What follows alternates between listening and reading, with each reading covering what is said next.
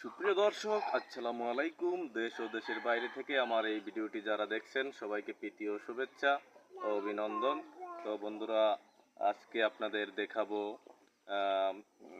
কাজের ফাঁকে ফাঁকে কিভাবে কৃষি ফলন উৎপাদন করে কিভাবে পরিবারের চাহিদা মেটানো সম্ভব। তো বন্ধুরা, আজকে আমি দেখাবো কিভাবে প্রতিটি পরিবার কিভাবে পারিবারিক চাহিদা মেটাতে পারে। আসসালামু আলাইকুম। ওয়ালাইকুম সালাম। তো ভাই কেমন আছেন? আলহামদুলিল্লাহ ভালো।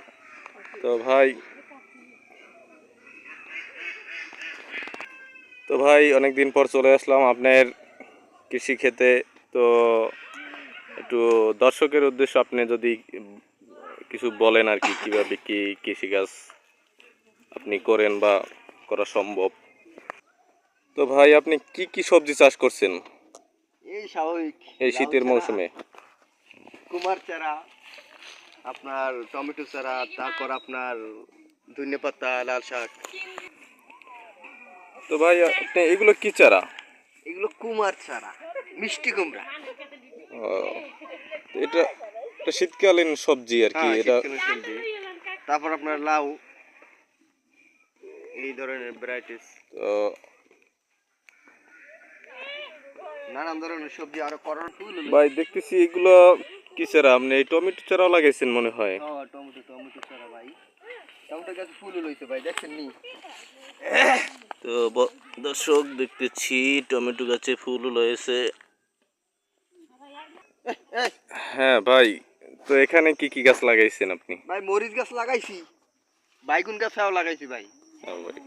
বুঝলেন? তারপর আপনার মনে করেন কদু গাছ আছে, আরো ওইতে আছে, এদিকে মনে করেন বাইগুন গাছ, টক বাইগুন, বিভিন্ন ভ্যারাইটিস কায়দার উচ্ছি গাছও লাগাইছি, বুঝলেন? তারপর পাশাপাশি আর হইবে, এগুলো মনে করেন বাজার টাজার করা লাগবে না, এগুলো মনে করেন সবজি টবজি হইবে, এদের মনে করেন সিম গাছ, বুঝলেন নি? আর হইবে টইবে এই একটু।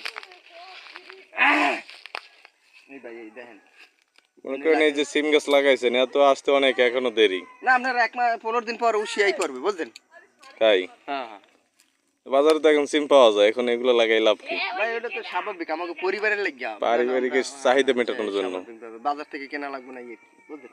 তো দর্শকের উদ্দেশ্যে যদি কিছু বলেন, যে এভাবে যদি প্রতিটি পরিবারে স্বাভাবিকভাবে চাষ টাস করে তাহলে হয়তো তাদের পারিবারিক চাহিদা মেটানো মেটাতে পারে। হ্যাঁ হ্যাঁ ভাই, এই যে আপনি যে কৃষিগুলো যে ফলাইতেছেন, এগুলো সম্পূর্ণই এই যে সার অথবা সারা আর কি, সম্পূর্ণ ফরমালিন মুক্ত।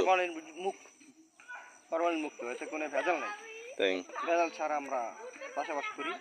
আর ধনেপাতা কিংবা আমার লাল শাক ফলানো হয়েছে এখানে, তাও হবে ফরমালিন মুক্ত আর কি। ফরমালিন মুক্ত পরিবারের জন্য, পারিবারিক সাময়িক চাহিদা মেটানোর জন্য। ও আচ্ছা আচ্ছা, বুঝছেন? তার পাশাপাশি আরো হবে, আরো কিছু গাছ লাগানো হবে। লাউ কি বিক্রি করছেন? লাউ নিজেরা খাওয়ার জন্য, এগুলো আমরা বিক্রি করি না, নিজেরাই খাই। কিংবা পাড়া পড়শি বাড়তি যারা আছে তাদেরকে দিই, লাউ শাক খাই। এই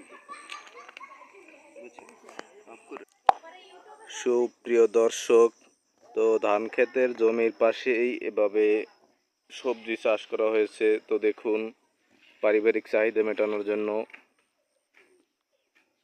তো দর্শক, আপনারাও পারেন এভাবে লাউ, সিম এবং কুমড়ো চারা এবং লাল শাক এবং বেগুন গাছ সব কিছু চাষাবাদ করে পারিবারিক চাহিদা মেটাতে পারেন।